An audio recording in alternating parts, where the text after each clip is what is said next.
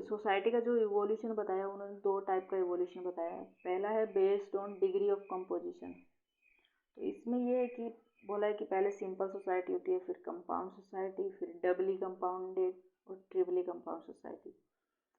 कि उनके हिसाब से सिंपल सोसाइटीज़ मिलके फिर कंपाउंड सोसाइटी बनाती है, कुछ कंपाउंड सोसाइटीज़ मिलके डबली कंपाउंड बनाती है और फिर डबली कंपाउंड मिलके ट्रिपली कंपाउंड सोसाइटी बनाती है। तो सिंपल सोसाइटी का एग्जांपल दिया था स्पेंसर ने, वो है फैमिली का।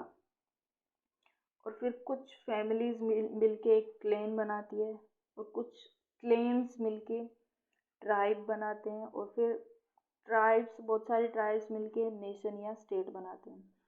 तो ये सारे जो सोसाइटी से रिलेटेड हैं ये पूछ लेते हैं कई बार कि ट्राइब जो है वो इन ये चारों ऑप्शन में देखे कि इनमें से कौन से रिलेटेड है।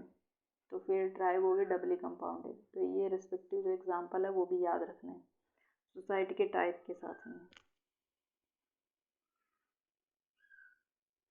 और 2 टाइप की सोसाइटी के इवोल्यूशन बताए थे। तो एक तो था सिंपल कंपाउंड, डबली कंपाउंड, ट्रिपली कंपाउंड। और दूसरा कंसेप्ट है कि मिलिट्री सोसाइटी और इंडस्ट्रियल सोसाइटी। कि पहले की जो सोसाइटी थी वो थी मिलिट्री सोसाइटी और आज की सोसाइटी वो इंडस्ट्रियल सोसाइटी है।